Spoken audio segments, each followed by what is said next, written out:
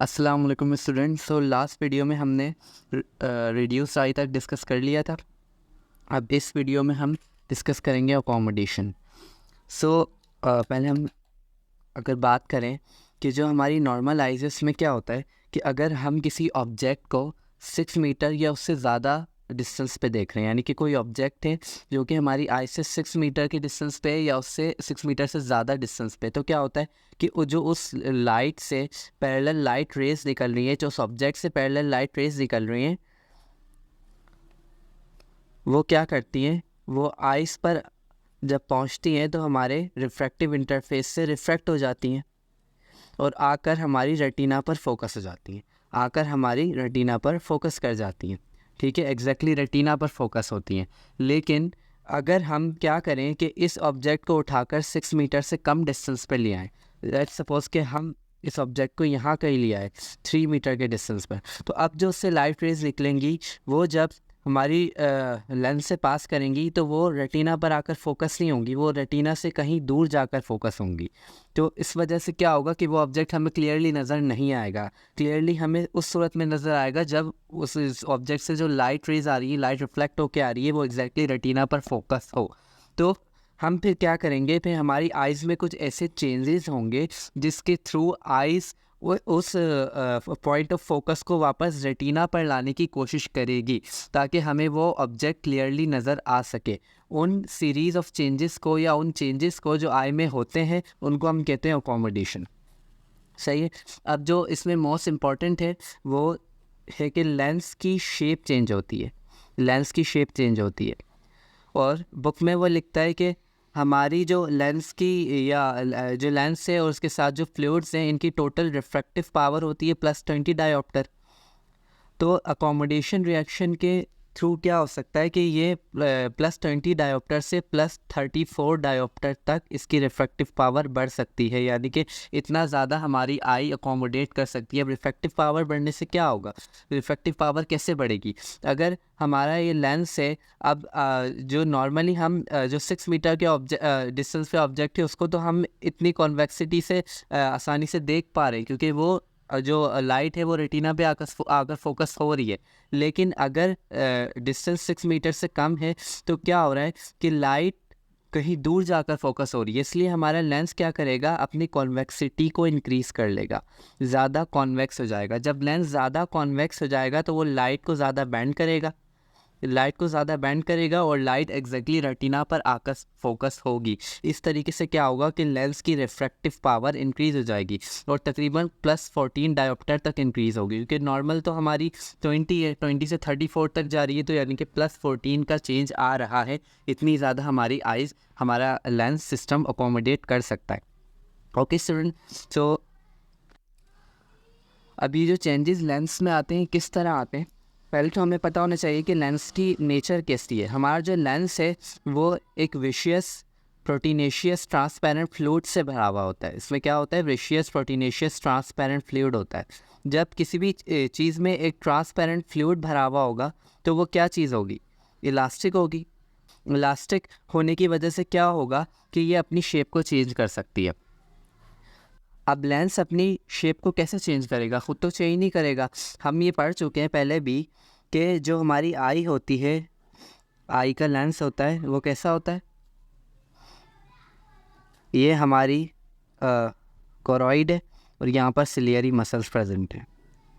Okay, तो इस ciliary muscle से सस्पेंसरी लिगामेंट निकलते हैं और वो सस्पेंसरी लिगामेंट इस लेंस से अटैच होते हैं। तो अब हमारा जो लेंस है उसकी शेप किस तरह चेंज होगी, जब ये सस्पेंसरी लिगामेंट रिलैक्स करेंगे। आप इसको इस तरीके से समझ सकते हैं, ये जो लेंस है इसमें ट्रांसपेरेंट फ्लूइड भरा हुआ है। तो जैसे अगर कोई बलून है, अगर उसमें हम वाटर भर दें तो और अगर उसको एक जगह रख दें बिल्कुल रिलैक्स स्टेट में तो वो बिल्कुल स्फेरिकल हो जाएगा। लेकिन अगर उसको दोनों साइड से अटैच करके खींचें तो वो थोड़ा सा स्ट्रेच होगा। स्ट्रेच होने के नतीजे में क्या होगा कि वो थोड़ा इलोंगेटेड हो जाएगा। तो बिल्कुल इसी तरीके से लेंस के साथ भी होता है कि अगर ये सस्पेंसरी लिगामेंट रिलैक्स हो जाए, इस पर अपनी टेंशन छोड़ दें, तो ये लेंस स्फेरिकल हो जाएगा और इसकी रिफ्रैक्टिव पावर बढ़ जाएगी, जो हमें करना है अभी। और अगर ये सस्पेंसरी लिगामेंट दोनों साइड से इस लेंस को खींचें तो क्या होगा, ये लेंस थोड़ा इलोंगेटेड हो जाएगा, खिंच जाएगा और उसकी रिफ्रैक्टिव पावर कम हो जाएगी। तो हमें क्या करना है कि रिफ्रैक्टिव पावर को इंक्रीज़ करना है, तो हम क्या करेंगे, इस लेंस पर से टेंशन को ख़त्म करेंगे, सस्पेंसरी लिगामेंट जो टेंशन लगा रहा है उसे ख़त्म करेंगे। और वो टेंशन कैसे ख़त्म होगी, जब ये सिलियरी मसल्स कॉन्ट्रैक्ट करेंगे। इसको हम बुक से समझते हैं। ओके, जो स्टूडेंट यहाँ देख सकते हैं कि ये हमारा लेंस है, ये सस्पेंसरी लिगामेंट्स है और यहाँ पर जो है ये सिलियरी मसल्स हैं। सही, इस तरीके इस डायग्राम में भी ये सस्पेंसरी लिगामेंट है, ये लेंस है और सस्पेंसरी लिगामेंट से जो चारों तरफ हैं वो क्या है हमारे पास, सिलियरी मसल। तो बीच में सस्पेंसरी लिगामेंट है जो कि लेंस से अटैच है। तो हम बिल्कुल इसको इस तरीके से समझ सकते हैं, जैसे हमारी स्फिंक्टर्स होती हैं, तो स्फिंक्टर्स के मसल्स जब कॉन्ट्रैक्ट करते हैं तो वो स्फिंक्टर्स को क्लोज कर देते हैं। लाइक अगर हमारी एक स्फिंक्टर है और स्फिंक्टर के मसल्स कॉन्ट्रैक्ट करेंगे तो वो स्फिंक्टर को ऐसे क्लोज कर देंगे, और जब वो रिलैक्स करेंगे तो स्फिंक्टर ऐसे ओपन हो जाएगी। तो सिलियरी मसल में भी बिल्कुल इस तरीके से होता है कि जब ये कॉन्ट्रैक्ट करते हैं तो ये क्या करते हैं कि यहाँ पर अपनी टेंशन लगाते हैं, जिसकी वजह से क्या होता है, ये सिलियरी मसल्स रिलैक्स हो जाते हैं। सिलियरी मसल्स रिलैक्स हो जाते हैं, यानी कि अगर आप यहाँ देखो सिलियरी मसल्स दोनों साइड से यूँ कॉन्ट्रैक्ट कर रहे हैं तो जाहिर सी बात है सस्पेंसरी लिगामेंट भी फिर यूँ एक दूसरे के करीब आएंगे और लेंस का फिर साइज़ कैसा हो जाएगा, थोड़ा स्फेरिकल हो जाएगा। लेंस हमारा थोड़ा स्फेरिकल हो जाएगा और उसका रिफ्रैक्टिव पावर इंक्रीज़ हो जाएगी। तो इस तरीके से जो लेंस की शेप चेंज होती है। ओके, सो स्टूडेंट्स, हमें यहाँ तक समझ आ गया कि लेंस की शेप किस तरह चेंज होती है। तो अब हम अकोमोडेशन रिएक्शंस के थोड़ा पाथवे को डिस्कस कर लेते हैं कि यहाँ आप देख सकते हैं ये दोनों आइज़ हैं, ये ऑप्टिक नर्व के फाइबर्स निकल रहे हैं आइज़ से, रेटिना से ऑप्टिक नर्व के फाइबर्स हैं। कुछ फाइबर्स क्रॉस कर रहे हैं, जो नेज़ल साइड के फाइबर्स होते हैं वो क्रॉस कर जाते हैं ऑप्टिक क्याज़्मा पे, और टेम्पोरल हाफ के फाइबर्स स्ट्रेट इप्सिलैटरली चले जाते हैं। ये दोनों फाइबर्स लैटरल जेनिकुलेट बॉडीज़ में जा रहे हैं, लैटरल जेनिकुलेट बॉडीज़ से ऑक्सीपिटल लोब में जा रहे हैं, जहाँ पे हमारे पास जो विजुअल कॉर्टेक्स है, जहाँ पे हमारे पास विजन की परसेप्शन होती है। सर स्टूडेंट, ये तो नॉर्मल पाथवे है कि किस तरह हमारी आइज़ इमेज को परसीव कर रही हैं, लेकिन अगर क्या हो हमारी आइज़ को ये पता चले कि जो हमें ऑब्जेक्ट नज़र आ रहा है वो क्लियर नहीं है, वो क्लियरली नज़र नहीं आ रहा, तो हमारी आइज़ से वही इंफॉर्मेशन जो ब्लर इमेज की इंफॉर्मेशन है वो इसी पाथवे से जाएगी। तो फिर ऑक्सीपिटल लोब क्या करेगा, कुछ फाइबर्स भेजेगा ब्रेन स्टेम में एडिंगर वेस्पल न्यूक्लियस को। अब हमें पता है जो एडिंगर वेस्पल न्यूक्लियस प्रेजेंट है ब्रेन स्टेम में, वो किसका न्यूक्लियस है, वो थर्ड क्रेनियल नर्व का न्यूक्लियस है। थर्ड क्रेनियल नर्व कौन सी नर्व है, ऑक्यूलोमोटर नर्व, ऑक्यूलोमोटर नर्व का न्यूक्लियस है। अब जो थर्ड क्रेनियल नर्व से जो पैरासिम्पैथेटिक फाइबर्स हैं वो निकलेंगे, या डिंगर वेस्पल न्यूक्लियस से निकलेंगे थर्ड क्रेनियल नर्व के फाइबर्स, और वो जाके सिलियरी मसल्स को सप्लाई कर देंगे। तो सिलियरी मसल्स को सब इनर्वेट करेंगे, तो सिलियरी मसल्स फिर क्या करेंगे, कॉन्ट्रैक्ट करेंगे और अपनी जो टेंशन है वो लेंस पर लूज़ करेंगे, अपनी टेंशन सस्पेंसरी लिगामेंट से हटाएंगे, और सस्पेंसरी लिगामेंट से जब टेंशन हटेगी तो लेंस से भी टेंशन रिलीज़ हो जाएगी। उस लेंस क्या हो जाएगा, फिर स्फेरिकल इन शेप हो जाएगा, उसकी रिफ्रैक्टिव पावर बढ़ जाएगी। तो इसके नतीजे में क्या होगा, हमारी आइज़ फिर जो ऑब्जेक्ट से रिफ्लेक्ट होकर लाइट आ रही हैं वो आकर फिर रेटिना पर फोकस होंगी और वो ऑब्जेक्ट हमें क्लियरली नज़र आएगा। तो ये चेंजेस होते हैं अकोमोडेशन में। उसके अलावा और भी कुछ चेंजेस होते हैं, जैसे प्यूपिल की कंस्ट्रक्शन होती है। प्यूपिल की कंस्ट्रक्शन इसलिए होती है ताकि सिर्फ जो सेंटर से जो रेज आ रही है वो सिर्फ पास हों आइस से।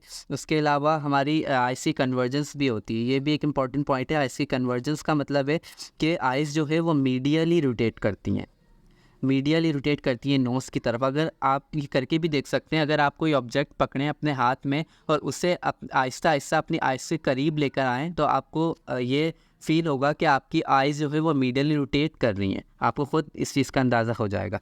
तो एक तो कन्वर्जेंस होती है और एक प्यूपिलरी कॉन्स्ट्रिक्शन भी होती है इसके।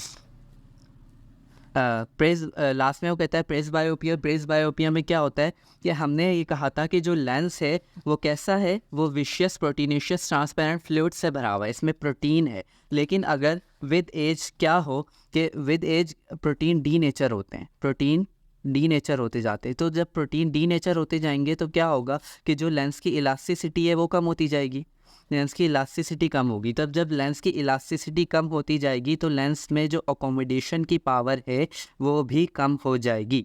अकोमोडेशन की पावर कम हो जाएगी। अभी हमने पढ़ा कि जो अकोमोडेशन की पावर है वो +14 डायोप्टर्स तक है, यहाँ पर मैंने बताया था कि वो +14 डायोप्टर्स तक है। तो विद एज क्या होगा कि 50 ईयर्स की एज तक वो पावर हमारी सिर्फ 2 डायोप्टर्स ही रह जाएगी, और मज़ीद अगर आगे जाएं 70 ईयर्स की एज तक वो कहता है कि 0 डायोप्टर रह जाएगी अकोमोडेशन की पावर, यानी कि फिर जो हमारी आइज़ हैं वो बिल्कुल भी अकोमोडेट नहीं कर पाएंगी। ओके सो स्टूडेंट्स, ये कॉन्सेप्ट था अकोमोडेशन का। तो होप सो ये आपको क्लियर हो गया होगा। अब नेक्स्ट वीडियो में हम नेक्स्ट टॉपिक डिस्कस करेंगे। अल्लाह हाफ़िज़।